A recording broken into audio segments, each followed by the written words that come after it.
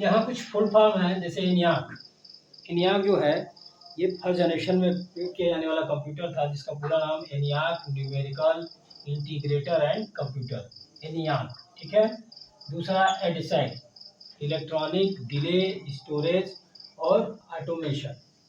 ये फिर तीसरा EDIVAC, ये SSE है, ये BSE, electronic discrete variable automatic computer, ठीक है। और फिर यूनिवैक मतलब यूनिवर्सल ऑटोमेटिक कंप्यूटर। ये हमारे कुछ कंप्यूटर्स के फुल फॉर्म है। चलिए अब नेक्स्ट टॉपिक हम लोग कवर करते हैं कि हार्डवेयर और सॉफ्टवेयर क्या होता है।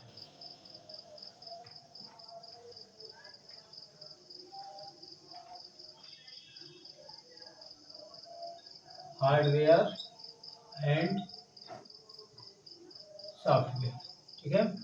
पहले हार्डवेयर देखते हैं। हार्डवेयर क्या होता है? कंप्यूटर के सभी पार्ट्स, ठीक है। द पार्ट्स ऑफ कंप्यूटर जिनका प्रयोग हम कंप्यूटर को चलाने के लिए करते हैं वो क्या होते हैं? हमारे हार्डवेयर होते हैं।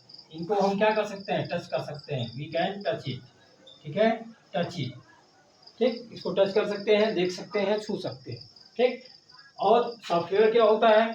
अब इसमें क्या है, जितने भी कंप्यूटर जैसे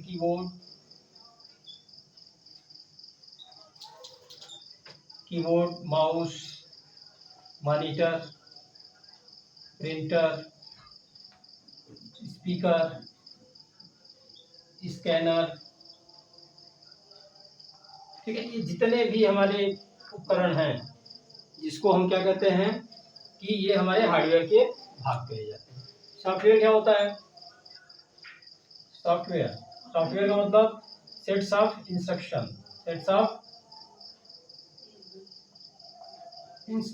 ठीक है, निर्देशों के समूह होते हैं। इसमें कोई ना कोई प्रोग्रामिंग के माध्यम से इनको बनाया जाता है। अब जितने भी एप्लीकेशन हो गए या सिस्टम प्रोग्राम हो गया, तो ये जितने भी प्रोग्राम हैं जैसे MS वर्ड, एक्सेल, विंडोज, ये सब हमारे क्या है? सॉफ्टवेयर है, ठीक है। तो हार्डवेयर और सॉफ्टवेयर जिनका प्रयोग हम ऑपरेटिंग सिस्टम में कैसे करते हैं, एक बार हम लोग इसको देखते हैं। ऑपरेटिंग सिस्टम का मतलब होता है OS, ऑपरेटिंग सिस्टम।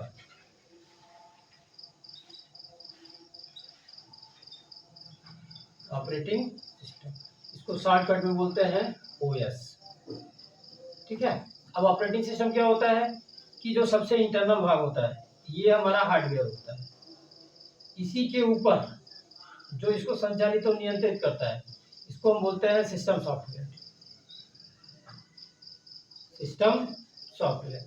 या यही हमारा जो होता है ये क्या होता है? प्रोग्राम होता है, ठीक है, जो इसको चलाने का काम करता है। और फिर यूजर। तो हार्डवेयर सबसे इंटरनल भाग हो गया, इसके ऊपर ऑपरेटिंग सिस्टम डालेंगे तो सिस्टम सॉफ्टवेयर के अंतर्गत आएगा। और यूजर जो हम लोग बैठ के काम करते हैं, यानी कि जितने भी व्यक्ति बैठ के कंप्यूटर पे काम करते हैं, कंप्यूटर को चलाने वाले लोग क्या कहलाते हैं? यूजर कहलाते हैं, ठीक है। तो ये हो गया हमारे ऑपरेटिंग सिस्टम की संरचना, हार्डवेयर और सॉफ्टवेयर। तो हार्डवेयर मीन्स ऐसे उपकरण जिनको हम क्या कर सकते हैं? छू सकते हैं, देख सकते हैं। सॉफ्टवेयर मीन्स ऐसे सेट्स ऑफ इंस्ट्रक्शन, प्रोग्रामों के समूह। और यूजर मतलब जो हम लोग हैं, व्यक्ति चलाने का काम करते हैं, ये हमारा होता है ऑपरेटिंग सिस्टम। अब कंप्यूटर की कार्यप्रणाली को समझते हैं। कंप्यूटर की कार्यप्रणाली में क्या है? CPU structure. CPU का स्ट्रक्चर क्या होता है? तो CPU जो होता है ये 3 मुख्य भागों से मिलकर बना होता है, ठीक है। CPU 3 भागों से मिलके बना होता है। इसके 3 भाग यहाँ पे हम दिखाएंगे ऐसे, MU, CU, ALU, ठीक है। और इनको हम डबल एरो यानी कि डाटा लेने और देने दोनों का काम ये करता है, ठीक है। तो ये हमारा हो गया CPU, सेंट्रल प्रोसेसिंग यूनिट, जिसके 3 भाग हो गए, MU memory unit, CU control unit और ALU अर्थमेटिक लॉजिक यूनिट। अब यहाँ जो है हम क्या करते हैं? इनपुट डिवाइस लगाते हैं। इनपुट डिवाइस से जो निर्देश लेंगे कंट्रोल यूनिट में आएगा, वो चेक करेगा किस प्रकार का डेटा है। हमको कैलकुलेशन करना है कैलकुलेशन अगर करना होगा तो मैथमेटिक्स कैलकुलेशन तो एलयू वाले भाग में आ जाएगा। फिर प्रोसेस होने के बाद ये क्या करेगा, सीयू को दे देगा। अगर हम इसको सेव करेंगे तो हमारे मेमोरी यूनिट में चला जाएगा। ठीक, तो इसका जो हमको आउटपुट मिलेगा वो आउटपुट डिवाइस के थ्रू मिलेगा। आउट, ठीक है, इनपुट, प्रोसेस, सीपीयू और आउट। ठीक है, अब देखिए, अब ये जो मेमोरी यूनिट है, ये मेमोरी यूनिट हमारी दो भागों में बढ़ती है। इसको हम दो भागों में बांटते हैं। एक होता है प्राइमरी मेमोरी और दूसरा होता है सेकेंडरी मेमोरी। प्राइमरी मेमोरी और सेकेंडरी मेमोरी। तो प्राइमरी मेमोरी में जो सबसे मेन भाग होता है वो रैम होता है और रोम होता है।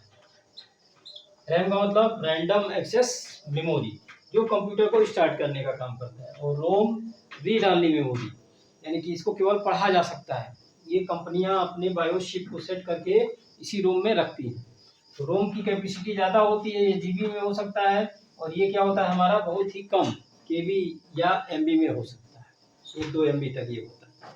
ठीक है, इसका जो दूसरा भाग है वो सेकेंडरी है। सेकेंडरी का मतलब परमानेंट मेमोरी। ये क्या हो गई, अस्थायी मेमोरी हो गई, यानी कि कंप्यूटर जब तक हमारा काम करेगा, ऑन रहेगा, तब तक ही डाटा हमारे इसमें रहेंगे। अगर अचानक हमारा कंप्यूटर किसी कारणवश बंद हो जाता है तो ऐसे कंडीशन में क्या होगा कि रैम में रखा जो डाटा है ये क्या होगा, नष्ट हो जाएगा, यानी कि डिलीट हो जाएगा। तो ऐसे कंडीशन के लिए क्या करते हैं, इसको सेव करते हैं। तो जब सेव करेंगे तो डाटा हमारे सेकेंडरी स्टोरेज में चला जाएगा। तो सेकेंडरी स्टोरेज जो सबसे बड़ा होता है कंप्यूटर में ही लगा होता है, वो क्या होता है, हार्ड डिस्क होता है। हार्ड डिस्क में लगा होता है, ठीक, हार्ड डिस्क। इसके अलावा पहले फ्लॉपी डिस्क चलता था, अब उसका समय खत्म हो गया। सीडी था, डीवीडी था, कॉम्पैक्ट डिस्क और डीवीडी डिजिटल वर्सटाइल डिस्क। अब नई टेक्नोलॉजी आ गई है, उसका नाम क्या है, पेन ड्राइव। अब पेन ड्राइव आ गया, ठीक है, पेन ड्राइव। और चौथा HDD, FDD, floppy disk drive. पहले इसका प्रयोग किया जाता था, अब इसका चलन क्या हो गया है, बंद हो गया। तो हार्ड डिस्क और पेन ड्राइव, इसके अलावा मेमोरी कार्ड भी है जिसमें हम परमानेंट डाटा को क्या कर सकते हैं, सेव कर सकते हैं। तो ये वोलेटाइल होता है, ठीक है, और ये क्या होती है, नॉन वोलेटाइल मेमोरी। कोई भी डाटा रहेगा, काम करेंगे जब तक कंप्यूटर ऑन रहेगा, रैम के अंतर्गत होते रहेगा। कंप्यूटर के बंद होते ही डाटा क्या हो जाएगा हमारा, अगर सेव नहीं किए हैं तो डाटा नष्ट हो जाएगा। ठीक है, इसलिए हम इसको क्या करते हैं, सेव करेंगे तो हमारे हार्ड डिस्क में जाके वो डाटा, या पेन ड्राइव में या सीडी में, जहां हम उसको सेव करना चाहेंगे जाके सेव कर देंगे। ठीक है, तो ये हमारा हो गया कंप्यूटर का स्ट्रक्चर।